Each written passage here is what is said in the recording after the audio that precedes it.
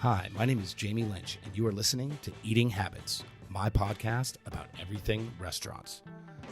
I will explore the human element of the hospitality business, and I'll talk to the who's who in restaurants, explore their stories, and hear what's on their minds in the ever-changing landscape of the food and beverage industry. Hey, it's Chris Coleman, and you're listening to Eating Habits. Okay, cool. So let's get into it. Yeah. Well, let's talk about the new project.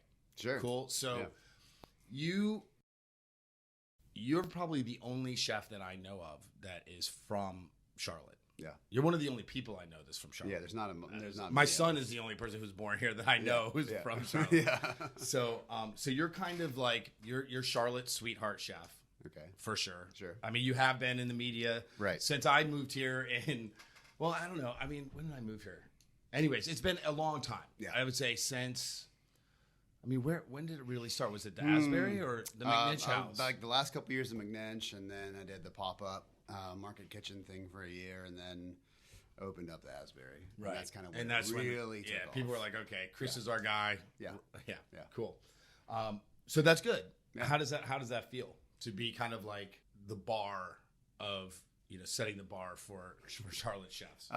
Well, thank you for that, but I don't really feel like I'm setting the bar. I feel like there's a lot of other chefs who are doing a better job than me of that. But it is, kind of humbling to think about having grown up here and grown up with the city and see what the city's become and be at, kind of the forefront of that. So, there was like this wave of chefs with like Mark and Gene and Bruce and like, the heavy hitters, right? Tim Grudy and stuff. And then we're going to refer to them as the old guard. Sure. Yeah. Okay. So, that group of chefs who are like kind of like that were pushing the kind of chef owner, chef driven concepts back when we probably were getting our foothold. We'll consider them the old guard. Okay. So there was the old guard, and they were doing what they could do to kind of push Charlotte food forward, but none of them were from Charlotte. So there was like a little bit of outsider's perspective on what the city is or was. And then, you had the guard. They came in after them, and that's you, that's me, that's probably Paul, that's Greg, and again, I'm the only one of the group that's from here. Now we've got a group that's after us that's like starting that's from here, right. And they're really starting to push Charlotte. So it's been kind of fun to see the old guard, what they did, us, what we did, and then what these new chefs are doing to push it even further. So totally. That's interesting. You bring up a good point. The new guard, right? Yeah. So the cooks that have come up through our kitchens and have trained under us and have become managers in our restaurants, chefs in our restaurants, and are now, going to, take the next step for the Charlotte food scene. How many of those people do you feel that came through your kitchen? I know I think I read or heard an interview or something from you after Stoke opened, and you were talking about your team and how lucky you were about the team that you got together for that, or were lucky enough to assemble for the opening, because that doesn't happen, right? Like you don't open with like a rock star team. The opening team at Stoke was hands down the best team of cooks I've ever had. Yeah. And our opening team at Goodyear was really strong. Our team now at Goodyear is really strong. But that opening team at Stoke, Alex is now chef cuisine or sous chef at Kindred and is helping them with other stuff that they're doing. Mauricio went on to be a sous chef at Obstinate Daughter. He's not in the kitchen anymore. He took a job like cleaning boats in Charleston or something. Nice. He was actually. Can you give me his number? Because I'm on a sailboat, so I'm going to need that. Right. Check. We put a note there. Tyler Long is now my sous chef at Goodyear House.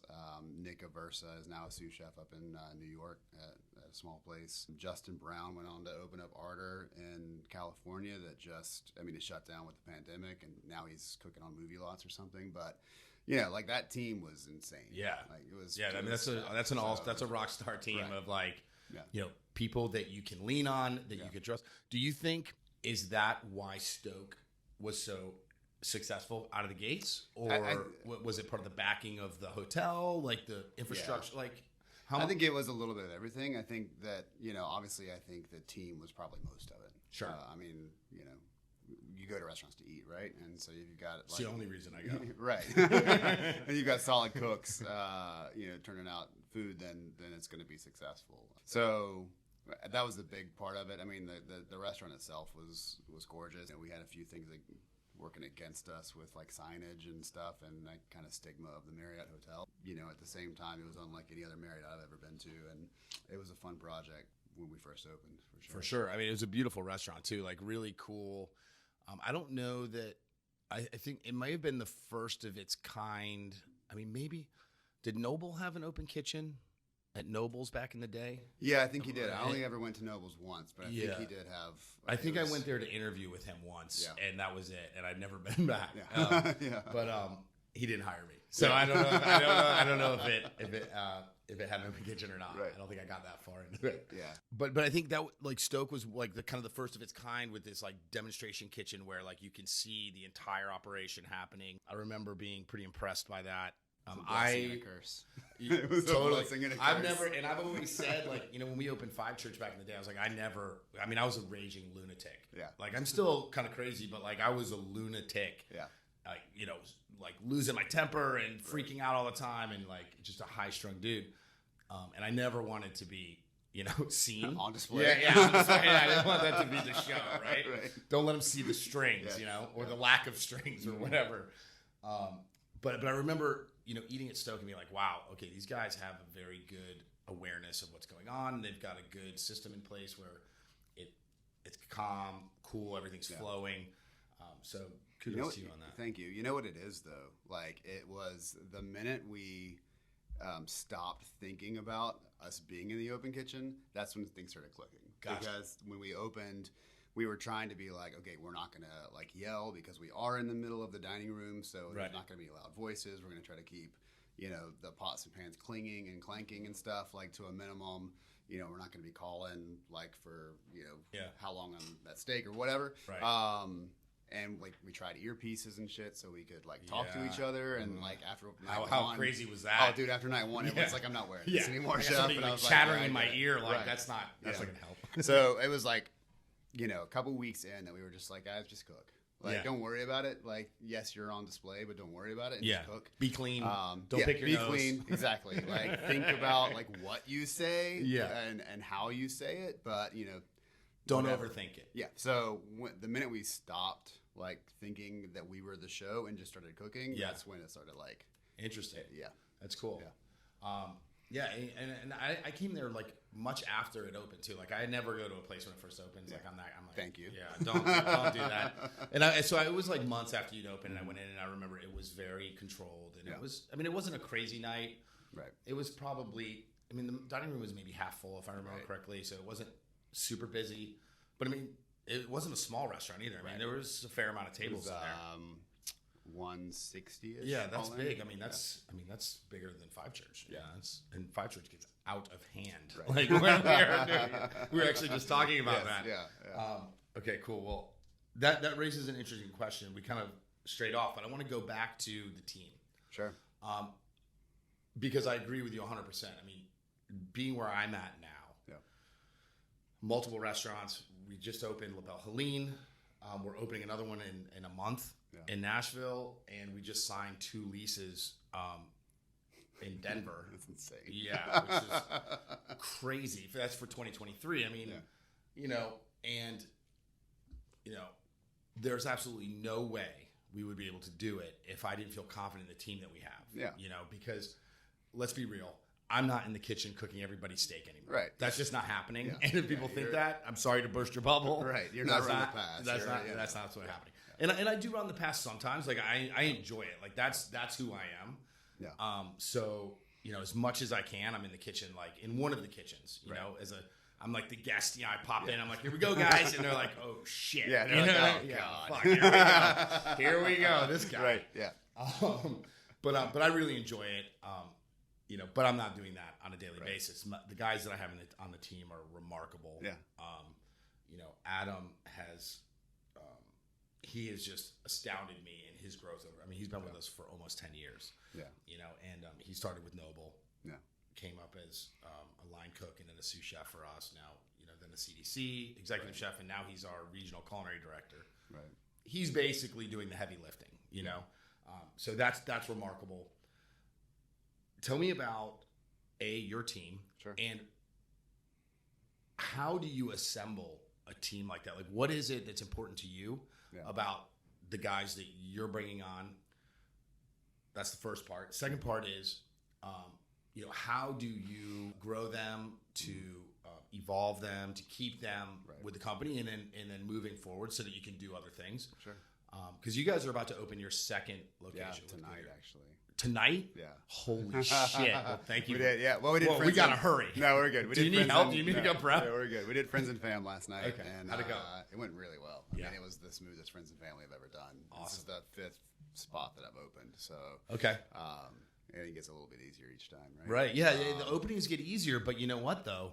The more you have, you can't be in two places at once. Oh yeah. And I want to talk about that. Let's talk about the team first, Team and first. then let's talk about. And you can start thinking about this a little bit. Is like, I mean, this is the first time you've had 2 locations under your belt. Yeah. This is the difference. You know, and so I want to talk about what you're thinking about that. Yep. You know, what your fears are, how you think that's going to go. Right. I have some experience with that, so I'm curious what your perspective is. I've called you a couple times about that. So. And it's an open, you can call me whenever. I'm happy to share. So let's start with the team, and then let's roll into that. Yeah, so, when we were assembling, like, since we talked about Stoke already, when we were assembling the team at Stoke, it was kind of like everything fell into place. Like, I had these 2 guys at Asbury, Tyler and Mauricio, that I mentioned, that I knew I wanted to bring on, so brought them on.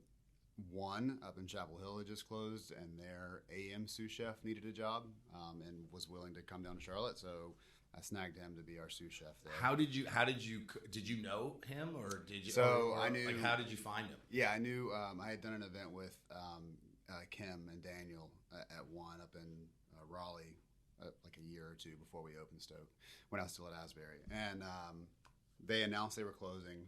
I just reached out to Kim and said, "Hey, if you have any staff that's looking like I'm about to open this new restaurant," and they said, "Well, actually, our AM sous, needs a job, and he's not tied down to any city." And I was like, "Let's meet up." Sweet, that's super lucky. Yeah. And that was Justin, and then he had a friend Nick, and then who was working up in at 21C in Durham at the time, and it was like, I can get him to come down for sure. And then we kind of had like some holdovers from the old Marriott Hotel restaurant that were actually really solid, and kept them. So that was kind of like everything just clicked and fell into place. So opening Goodyear, I was like, that was lots of planning, right? So I knew a few months before I left Stoke that I was going to do this thing, and talked to Tyler, who was my a line cook there, who worked with me at Asbury, followed me to Stoke, and I was like, okay, you're going to be my sous at Goodyear House, so get ready. Yeah, prepare yourself. Yeah, exactly. Make whatever arrangements you have to no make. choice. Yeah. Make your arrangements. And I was like, I need a second sous, and we had just hired Raquel Areola, who had worked with Dave at Fahrenheit and helped open that Pokies shop for the La Vecchia crew and did some other stuff. And she was super talented and badass. And Tyler was like, you need to have her come on too. And I'm like, yep, that sounds good. I love her. So got her on. And then it was the same kind of thing. It's like, okay, guys, who do you know that we can get in the kitchen? So they're like, well, I worked with this guy, and I worked with this guy, and I worked with this chick over here. So let's call them. And then, it's like we're not poaching, but we're like putting bugs in. Like, Sure. Hey, we're opening a restaurant. Like, if you're looking for a change, job, you're looking for a change, Yeah. And then we had a few people who left Marriott or asked me, like, hey, can I come with you? And I was like, sure. We've picked up a few people since then that I had worked with at Stoke who came on after we opened. So, it's kind of like just building those relationships. I mean, that's what it's all about. When you're building a team is like building relationships, and then they have relationships, and it kind of just all splinters out. And respect breeds loyalty. And that's like the number one thing for me in all my kitchens is like you have to respect everyone that works for us and with us. We have like a set of core values for our restaurants, and one of them is run fast. And when you take that further, it's run fast to help the guest, but run faster to help your team. Respect breeds loyalty. You help each other out. We've all got each other's backs. They're gonna follow you wherever you go if you show them respect and you treat them like human beings and not just worker 3-712. So, right. Totally. So that's huge for me. So then opening Old Town down in Rock Hill, same kind of story. Like I had hired this guy at Marriott before I left who was running our in-room dining program. Wesley Tremay, super talented guy. Love Wes. We're like peas in a pod. And Tyler at Goodyear was like, you might want to reach out to Wes. He might be interested in your chef de cuisine position down there. So I reached out and he was like, let's do it. And then he was like, what about Sam Gomez for sous chef? And Sam was our sandwich guy at Coco and the director inside the Marriott. And like, his personality is bigger than this room. And he's like so much fun to be around. He's also a super talented cook, but has like no leadership experience. So it was like, let's get him in. Let's see what he can do. And so far he's clicked with everyone. And, staffing up the second restaurant in the middle of the pandemic recovery and like with the labor struggles that we're all having right now has been challenging and still challenging. I mean, I was fully staffed the Friday before we started training on Monday. And when we started training on Monday, I had lost 3 people. So in the span of 2 days, I had lost 3 of the 8 Do you know why? Well, one had a basketball injury and he's like in a sling and he's going to come back and work for us after he has surgery. Mm-hmm. Another guy had another medical emergency, so that kind of took him out of training, but I think he's going to get back in this weekend with us. We had 2 people just not show up for training. Like we get a lot of that. We went through interviewing, we hired them. They came for a couple of like info session type things, but when it was time to get in the kitchen, they were like, no shows. They ghosted us. Do you think that some of these people are showing up to these interviews and doing that to as requirements for unemployment? Yeah, I've heard that buzz, and I'm like a total optimist, right? I'm like, me too. Whatever. I'm like, me too. No, like just some people are the wrong fit, and like I just make up all these excuses. But I'm starting to think that maybe there's something to it. No, I don't disagree with that because I'm the same person. I'm like no. I mean, I look for good in everyone. Yeah, I'm like they're not doing that. That's like that they wouldn't do that, but I do think that, especially for us down there, everyone who works for us down there is from Rock Hill, York, Fort Mill, so they haven't cooked in a lot of like really good kitchen. There's only one guy on my entire team who went to culinary school, so I think it's more just after finding out who we're gonna be and that we're a scratch kitchen, and even though it's like kind of home cooking and like really super simple food, there's still a lot of technique involved. Sure. And that just scared them because they haven't done that before. Right. So so you're thinking it might be it's just it's underqualified people that are it's a little intimidating. It's a little intimidation maybe. So is that we'll get back to sure that. Okay, I want to talk about the food over there. Yeah, because that's that's what I'm really interested in. But getting back to the team. Yeah. So what is the most valuable trait? And like you've got good people that work for you, and people that like working with you. You're a likable guy. I would work with you in a heartbeat. I've worked with you in the past doing stuff, so I'm sure that's part of it. But what about the people? Yeah, is it that's most important to you to have on your team? Having a great attitude and being coachable. Yeah, I mean that's it. Like we can train anyone how to do small diced carrots. Give me like four quarts of small diced carrots, and they'll get it. By the 8th quart, they'll get it. Right. But it's if you come in like set in your ways and like not willing to change and not willing to be coachable, then like you're not going to fit. Yeah. And it's that respect thing again too, because if you show up, if you've got a great attitude, if you're coachable, and you respect everyone, then you're going to do well in any kitchen that I'm a part of. Yeah. So. I would agree with that too. I mean, like, I think positivity is like one of the things that is like one of our mantras, right? It's like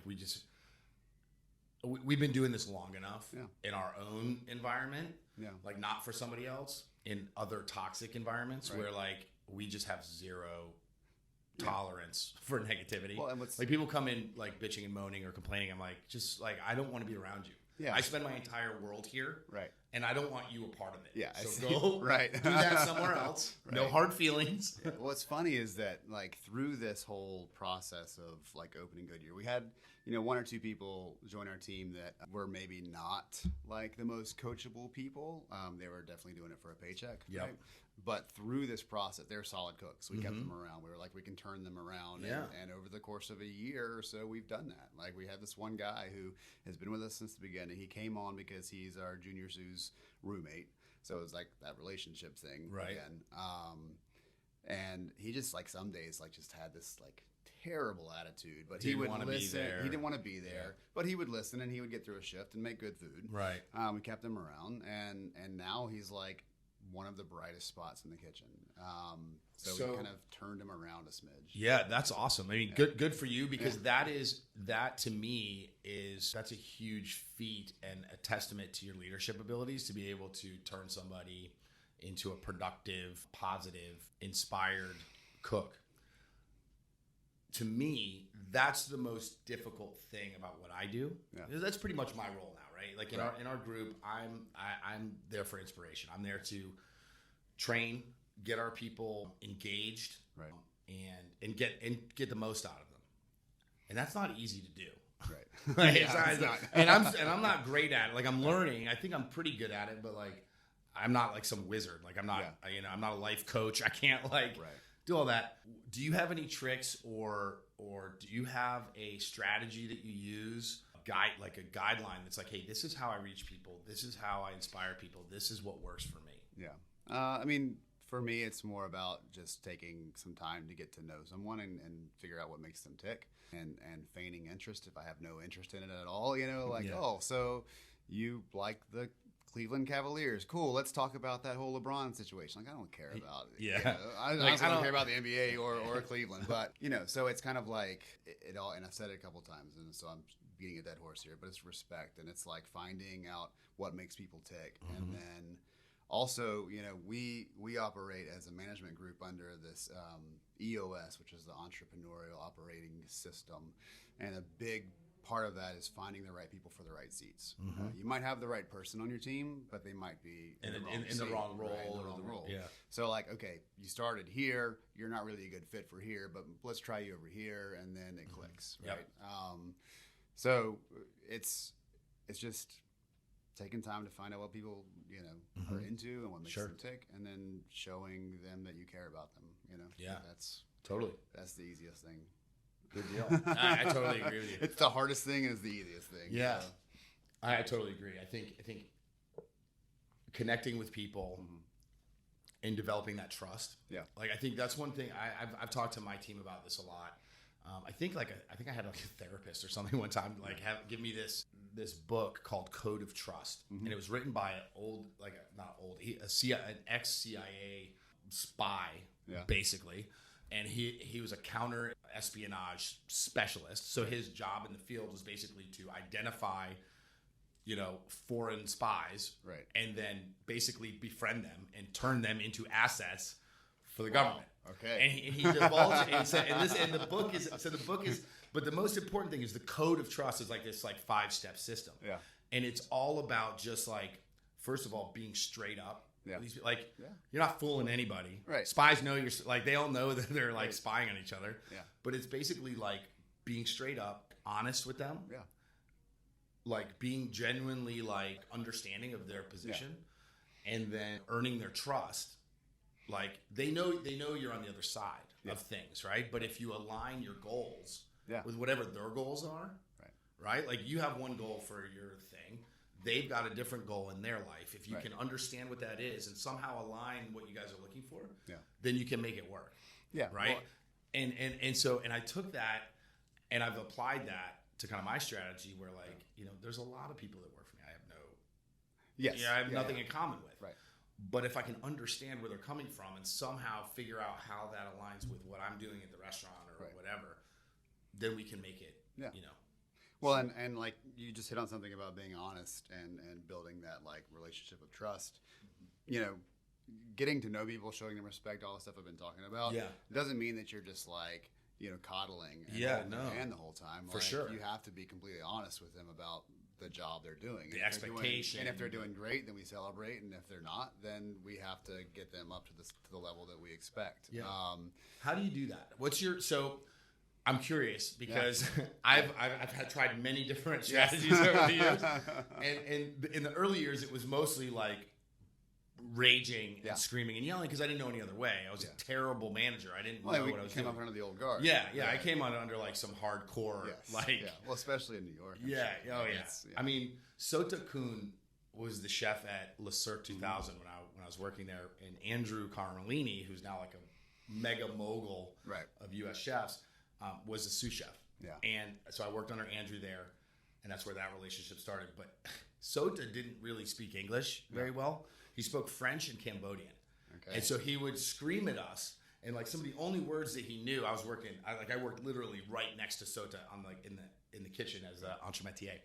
And he would scream at me. He'd be like, "You the dog, get in your cage, dog," and like throw shit at me and stuff. And I was just like on my station, like, what the fuck?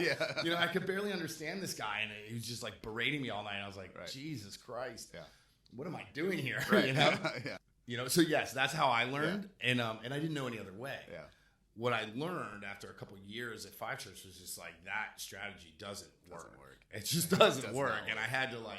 And that was probably the hardest lesson that I've learned over this kind of like tenure was like I have to change my strategy, and that meant I had to work on me. Yeah, it wasn't me changing them. I had to be like, all right, I need to find a new way to reach people, a new way of being, which is hard when habits are hard to break. Right.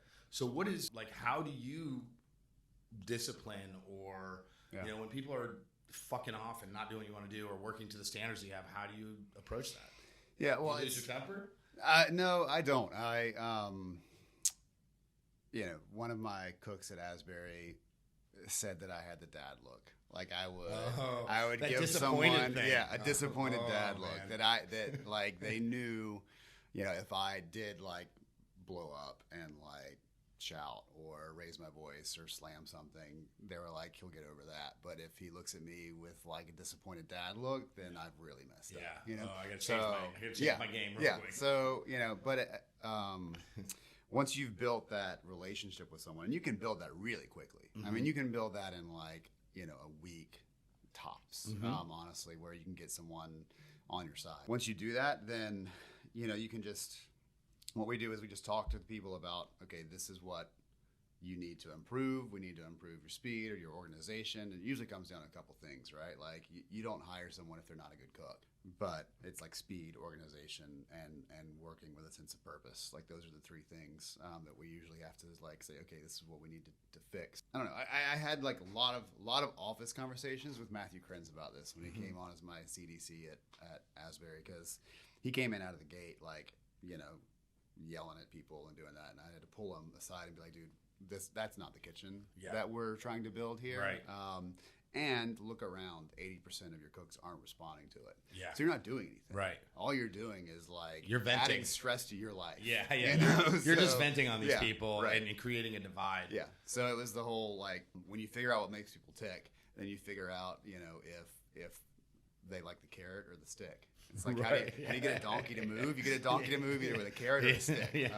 So, most people prefer a carrot. Most people like to be led. Sure. They don't like to be, beat from behind. A few people do. A few people get off on that. And how do you handle that? Do you have people like that in your organization now?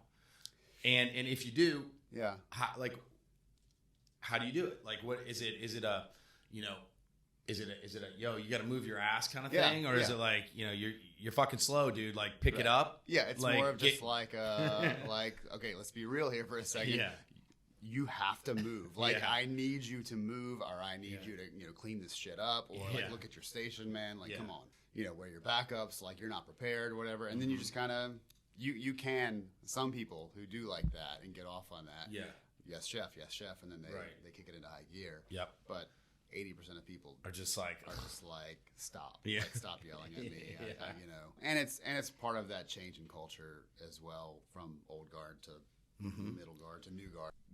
I think people now realize that they're working for someone. It's not necessarily working with someone; they're working for someone. A lot of like, I'm going to sound like an old man here for a second, but like the new generation, the kids these days, like they expect to be respected, and they should. Yep. They come to work, they do their job, they get a paycheck, and then they go home and do whatever they want to do. And that's not saying they don't care, but they also aren't going to keep coming to work if they're going to be yelled at for 10 hours a day. Totally. Like, and that's just the way it is. Yeah, I think that's a good observation. And obviously, I mean, we're going through it right now, right? There's this shift in the industry as a whole, right? And I think a lot of it came to a head through this whole COVID thing with the shutdowns, and I think a lot of people realized how volatile the industry was, and the people who were the workforce of it felt abandoned and not taken care of, not secure, and decided to jump ship. And then which is why we're kind of figuring out all these new tactics to rebuild and how to we're doing the whole tip the kitchen kind of wage gap thing, trying to figure out that part of the puzzle, because I think that's super important. I mean, livable wages is like, when I realized when we were starting to reopen that we were doing the math. I mean, I've been working for peanuts for so long. I'm just like, I just expect it. Yeah. Like, I didn't even realize it. But we were employing people below the livable wage thing since we opened. Yeah. I didn't even know that, like, I never did the calculations to realize the livable wage is about $25 an hour in the United States. Now, obviously, each market's a little different. Right. It's probably a little lower here in North Carolina and South Carolina, but but as an average, $25 an hour is at the poverty line or just above. Right.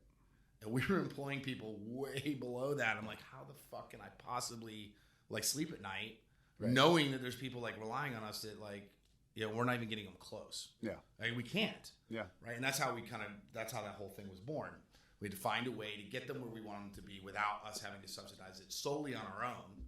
So we split it up. Anyways, that's part of the problem or part of the solution. Right. Yeah. Yeah. And the other part, I think, and I'd like to hear what you think about this, because you kind of just touched on it, is that not everybody in our industry wants to be the chef. Yeah. And not everybody wants to be, the next thing. Yeah. Or, they love food.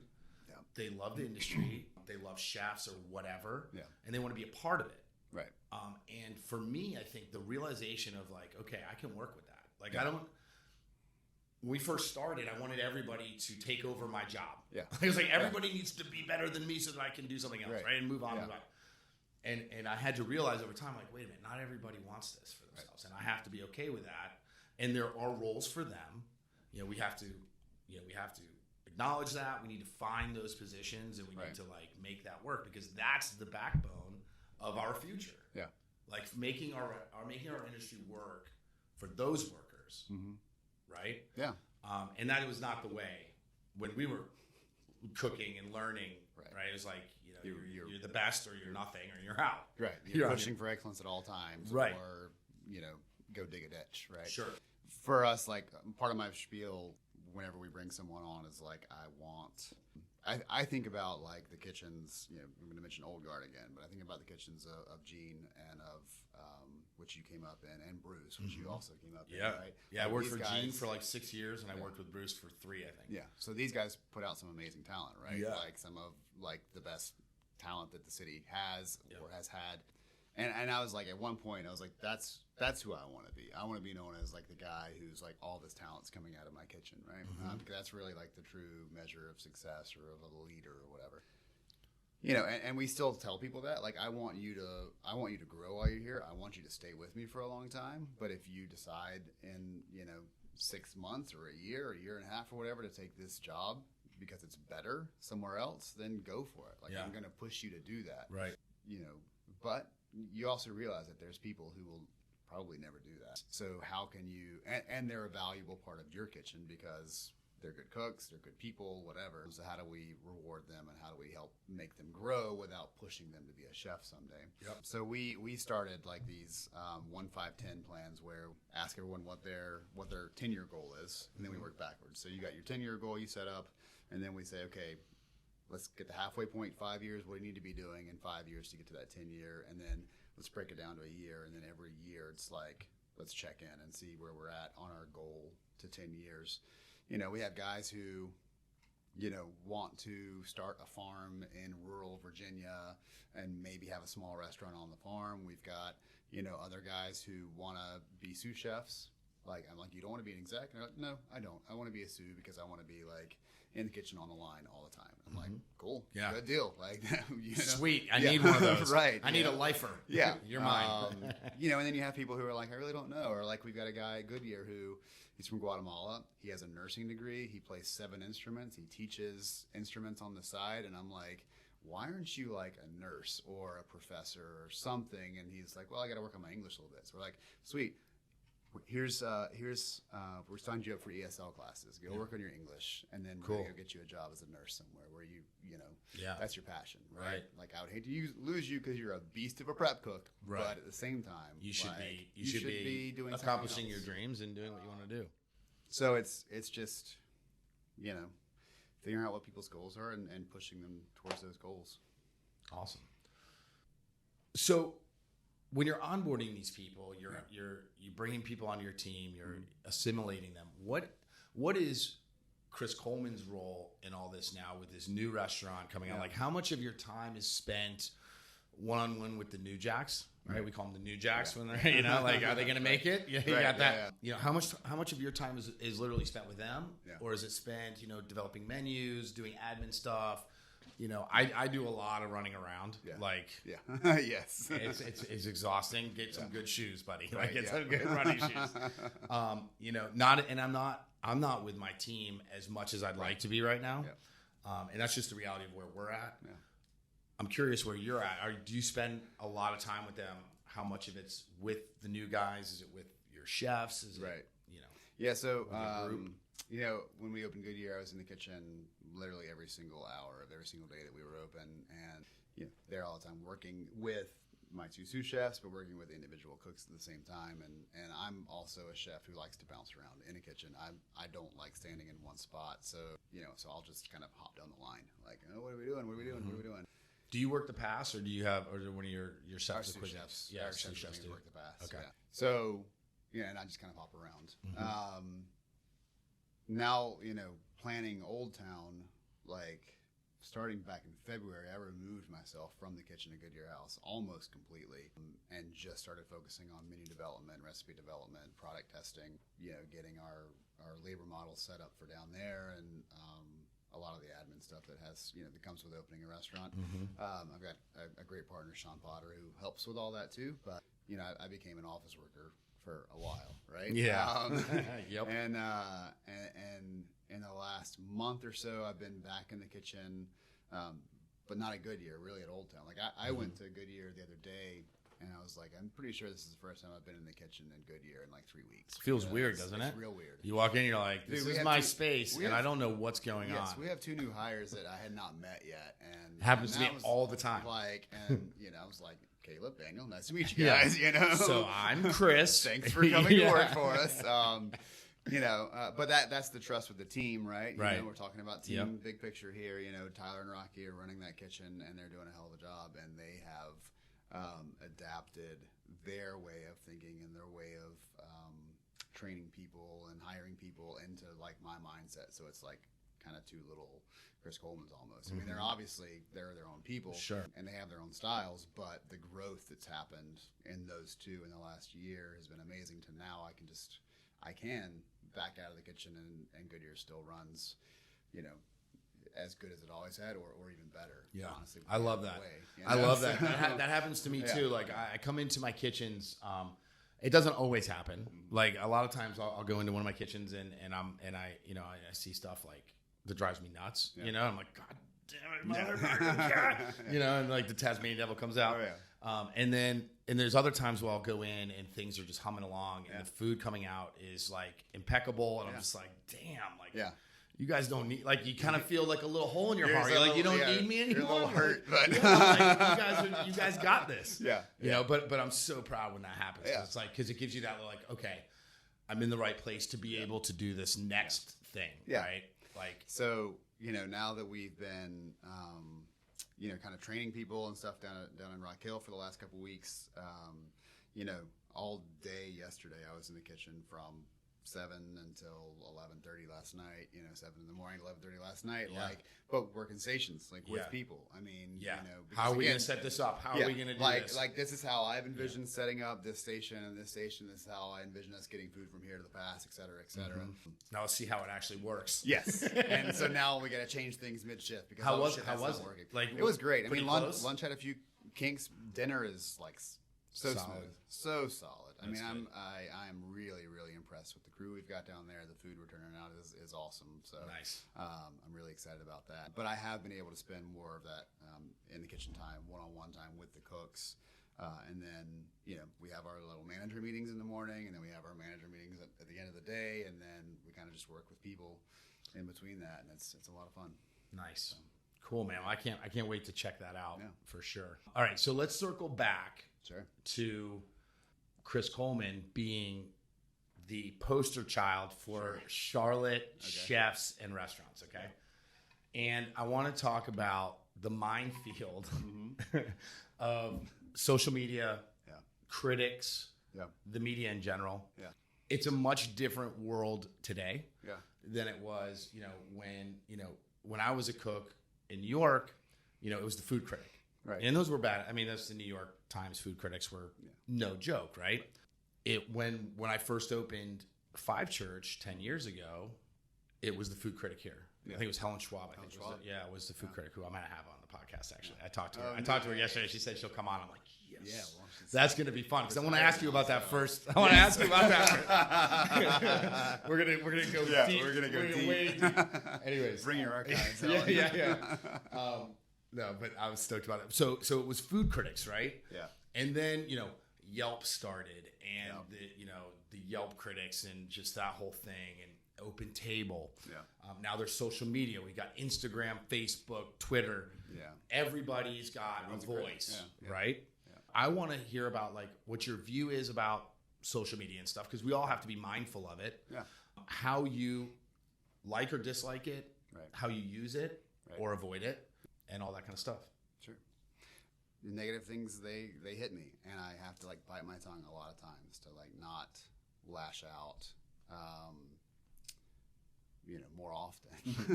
It's hard, man. Thank you for your feedback. We'll work on it. That's become the norm de rigueur on Open Table. Thank you for your feedback. We'll look into it. And, how do you I want to say you have no idea what you're talking about for X, Y, and Z. Totally. Well, and so we started. So the brain trust of this podcast is eating habits, right? Yep. It's a Twitter feed that we started as a group. My partner Patrick is kind of heading it up, and the idea of it was really to have a vehicle to be able to lash out back at people and say, hey, you know what, fuck you, this is the way things are, and now comment here, jerk off, instead of hitting me up on my personal page and telling me what an asshole I am because you didn't because we ruined your day because the French onion soup was too crispy. Yeah. Really? If that ruined your day, my man, I'm sorry, you got big problems. Right. So and that's really the purpose, is to have an outlet to be able to talk about this stuff, because it is ridiculous and people don't understand what goes into the experiences that they're having, and also so that we have a place to talk about this guest entitlement problem that has come up. I'm over that. Yeah. That is not the way. Yeah. That's not why I do this. Right. I'm not your servant. Yeah. You would hope. It's so funny because there's a lot of folks who are really excited that restaurants are reopened from the pandemic and stuff, and they're supporting restaurants, and they're, just grateful to be able to go out again. Then there seems to be this whole other segment of the population that is now trying to make up for, 8 months or 9 months of not being able to go to a restaurant by just having the worst behavior ever. Yeah, I haven't been able to go to a restaurant in 9 months. Yeah. Why are you not waiting on me hand and foot? Right. It's somehow our fault that the government shut down and there's been a glow. Right. Yeah, totally. They're just trying to it's a ton of bad behavior to make up for having to sit home for 9 months. Totally. It's bananas, man. So that's what this is about, right? It's let's have an opportunity to kind of fight back against that. Yeah. That's funny. Anyway, so as far as reviews go, so how much weight because we have a very specific way to weight reviews and what we look at, and you could tell by reading the review. We read all the reviews. Yeah. I don't personally. I don't read any of them. That's good. Yeah, I stopped that a long time ago because I was getting reviews where people were like lashing out at me personally about like their experiences, and I was like, yo, fuck you. Yeah. I'm not having that. But we do, we siphon through them. We have a way of looking at them. There's certain sites that are more valuable. To Yelp to us is completely useless. Yeah. Because you don't have to go to a place to leave a review. You don't. You could find somebody you dislike and you could blast them all day long. Yeah. And that's so ridiculous. Right. I've got no time for that. Yeah. Open Table we look at very seriously because people have to check in to your restaurant to leave a review. So there are unreasonable people that leave reviews on there too. Yeah. But it's more likely that at least they had an experience. Yeah. You could try to figure out what you can do to fix it. Yeah. And then social media, just kind of I'm like, whatever, dude. Yeah. I try not to pay too much attention. Do you look at things kind of a certain way, or I'd say we're, we read, and our GM, I don't read them personally because, like you, I'm sure you were reading them at one point and started going crazy. Yep. Opened Asbury, and I was probably checking my phone every 6 hours. You could become obsessed, and it was becoming obsessed. Yeah. And my wife was like, "Stop, just dude, stop. It's You're food, not man. doing, you're not doing yourself or your guests or your team any favors by doing that and obsessing over it." So I did kind of back off. Our GM at Goodyear, Megan, reads reviews from Yelp, Open Table, and Google, and every Wednesday when we have our management meeting, we just briefly talk about any of the highs or any of the lows. Yep. And we put a lot more weight on Open Table than we do Yelp and Google because of the same thing. You can leave a Google review and have never even seen the restaurant, let alone eaten there. Yep.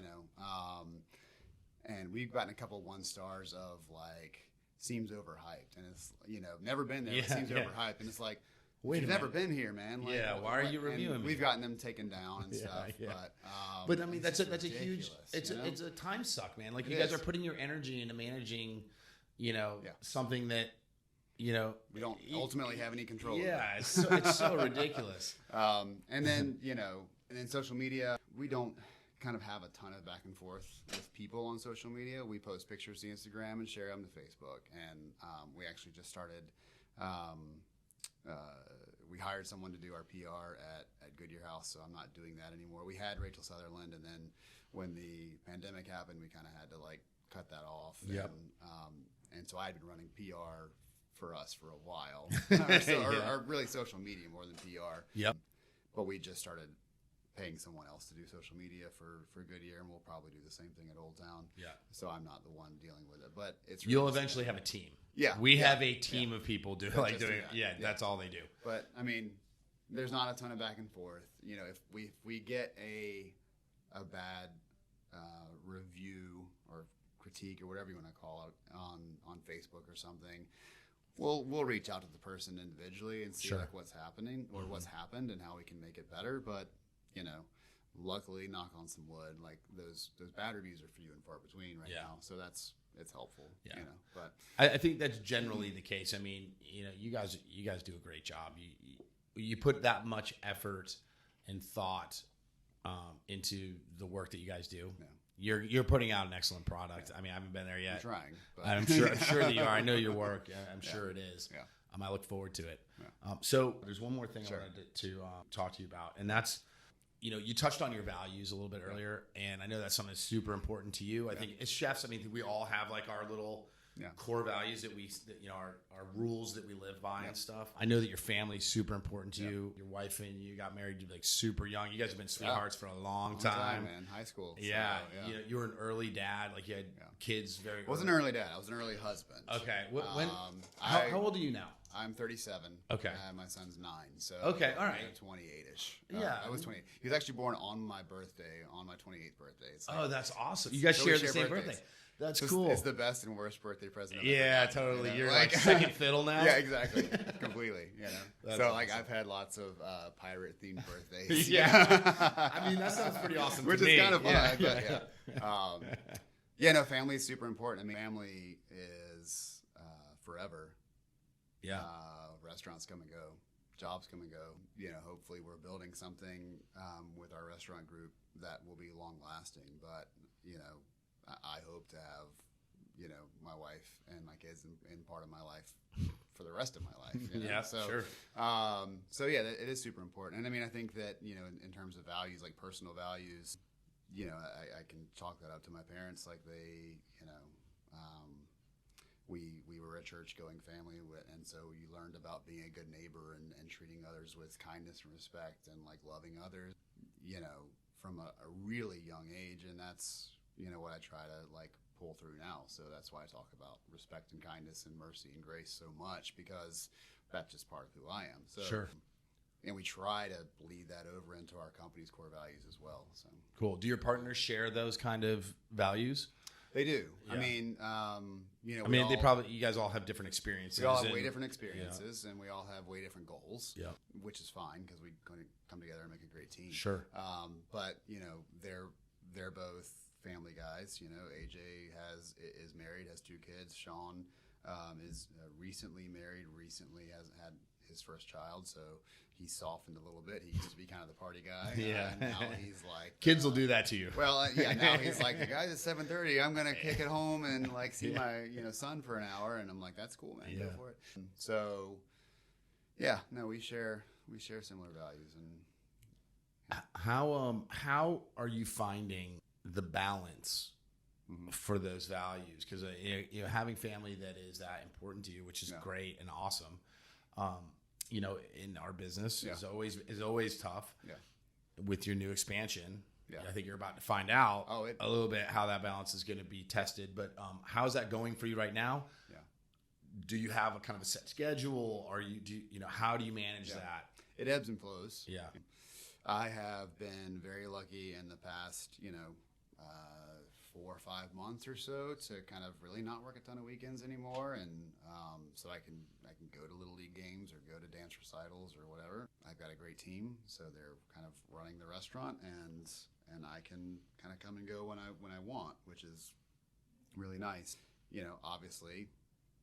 Now opening Old You're Town. opening a new spot. I was there for 16 hours yesterday. I'm gonna, once we wrap up here, I'll be there a long time today, and then, for the next, month and a half, I'll be there every day from probably open to close. Yeah. Taking maybe a day off here and there, while also trying to like cover a sous chef's vacation and 2 weeks at Goodyear House. So, okay, I got to be in 2 places at once. I haven't quite figured that one out yet. Yep. But we, a big part of the company and what we tell folks is that we realize that this is a job and that you have a life outside of here. And if your life is this job, thank you very much. We love you and we appreciate you. We're still going to make you go home for 2 days a week. Yeah. You cannot be here all the time. Right.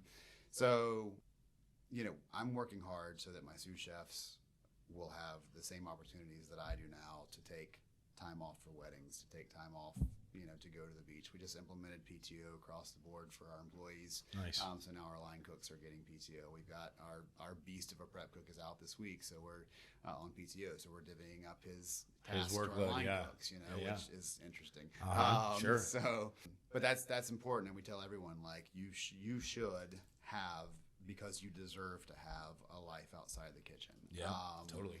And you all know that I'm not going to be here, on Sundays. I don't work Sundays. You all know that I'm working very few Saturdays, right now.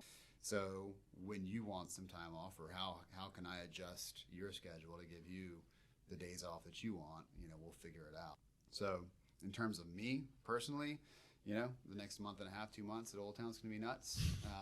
But then I will probably fall back into a rhythm where I'm working like a Monday to Friday, occasionally Monday to Saturday schedule, being at whichever restaurant really needs me, and kind of split my time between the two as we plan number 3. So.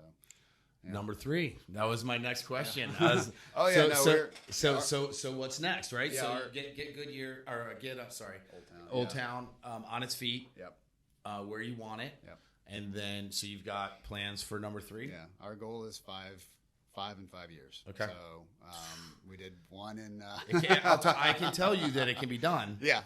It's hard. It's hard. Well, we did one in 2020. Yep. We did one in 2021. Yep. We have plans for a third that could, we hope to break ground on it by the end of the year, and it could. It's a 2-phase restaurant. Okay. There's like an outside thing and then an inside element. Okay. The outside thing could be finished really quickly, and we could open up because it's gonna have like an outside food service thing. Nice. That could open up as early as the spring or summer if we get it right next year. Do you want to share any details about that? Like, we haven't got it. Yeah, is it here in Charlotte? It's in Charlotte. Okay. We haven't got it baked quite yet. It'll be in Noda. I mean, we own the property next to Goodyear House. Okay. That little yellow, like abandoned looking house. Mm-hmm. So that's the spot. Okay. We haven't got quite figured out what we're going to do there, but Gotcha. we do know there's going to be an outside kitchen kind of element in the backyard. And then I like having spaces close together. Yeah. I love it. Like the Tempest Church thing in Charleston is like where it's at, dude. Because that's how you get to be in two places at once. Yeah. Like so we had not planned to open a restaurant outside of Noda. Like we were taking that same kind of like approach. Like, okay, we've got Goodyear, we've got the house to the left, and we've got a long-term lease on the house to the right. So let's develop these properties. Let's create critical mass here. Yes. Yeah, and then there's another property in Noda we've got our eye on that we're kind of trying to work out a deal with. That we would do something there possibly, and then maybe we'll see somewhere else. Rock Hill kind of fell into our lap, so it was a great space, it's a great location, great lease. That's what happened with us in LaBelle. Yeah. Like it was just kind of filming. I was like, yeah. This is my jam. Like I've been wanting to do this concept for a long time. I think there will be more cities that we do because we have kind of broadened our where are you thinking eyes a little bit. What interests you? Yeah, well, we've got friends in Charleston who want to do something together on Folly or somewhere. My partner AJ has an office in. He's part of Capstone and Catalyst, and it's a large apartment development company. He's the founder and partner in that. He has an office in Nashville. So I'm just going to follow you around. That's really what I'm saying. Awesome, man. Yeah, just come on. So he wants to do something in Nashville. He was there last week and started sending us a bunch of videos of sites that he was visiting and stuff. I would love to do something in the Asheville area or Boone. I love the mountains. So, and I think Greenville, South Carolina is a great town if we wanted to kind of keep it all. Yeah, kind of close in the southeast kind of thing. Yeah. Cool, man. Well, that's super exciting. But yeah, I mean, I think rapid expansion is going to be the norm for the next few years. Yeah, that's kind of where we felt like we were kind of stagnant for a while. I mean, the whole last year with COVID, we didn't know if we were going to survive it. So when it was clear that we were going to survive it, plus we were getting over that whole litigation nonsense that happened to us over the course of 3 years, we were kind of like not doing anything, wondering what was going to happen there. Right. So once we cleared all that up, we were like, okay, time to go. So we just started we had been scheming the whole time to do it. We just we're afraid to do anything just because we didn't know what was going to happen. If all of it was going to get ripped out from under us, either by the pandemic or whatever. Yeah. And so now we're just like fired up. Let's get it done. Yeah. I mean, shit, I'm 46, so I'm starting to be like, okay, I need to get in a stable position where I can mentor and not have to like bust ass all day. You know what I mean? Yeah. Cool. Well, that's great. Last two questions. Sure. One, you run into 25-year-old Chris Coleman on the street. Yeah. I need to have what are you gonna tell him? What advice do you have for him? It could be whatever. Maybe get out of McNinch House a little earlier and go work for a couple of other people first. I loved my time at McNinch House. I was there for a long time. I mean, I started there when I was 20, and then worked there until I was like 29. So I was there for a very long time. Wow. Which is like the lifetime. Yeah. A lifetime in this kitchen, right? Yeah, totally. And I loved my time there. Really, the last 2-3 years, I really kind of came into my own of who I am as a chef there. But at the time, I've also had a very interesting career trajectory in that I haven't bounced around. I haven't moved outside of Charlotte. You haven't worked under a lot of other chefs. I haven't worked around under really any other chefs, to be honest. For your whole career. I mean, you've been kind of like figuring it out since I was 21 when I was named exec at McNinch House. Do you ever consider doing some stages and going to like check out some other kitchens? And I thought about that. Honestly, just dipping in for like 5 days at a place and just seeing how they do it. How other people do it. No, that's something that I would love to do once we settle down a smidge and just kind of go work in this kitchen and that kitchen and see what people are doing. So Yeah. that's if I was talking to my 25-year-old self, it would have been like, hey, let's I know that things are good for you at McNinch, but maybe, go see what Get some other Mark's doing at experiences. Lulu, or go see, go Yeah. see what these guys are doing, and work with them and get some more experience. Just not because I'm unhappy with where I'm at now at all. Everything that I've done has led me to this point.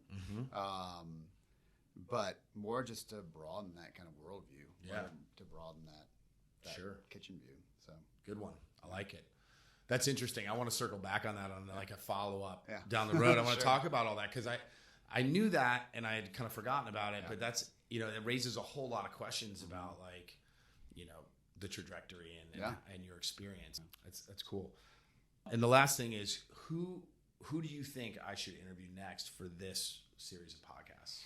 Who do you think has a good insight, into the industry? It doesn't necessarily have to be about food or restaurants. It could be about just, anything that has to do with the back out of sight view of the culinary / hospitality. okay. I mean, there's I think the obvious one. I think Greg Collier's. He's exploding right now, and he's got such an interesting story of who he is and how he kind of came up, and he's kind of the face of a movement right now, which is really, really inspiring. Mm-hmm.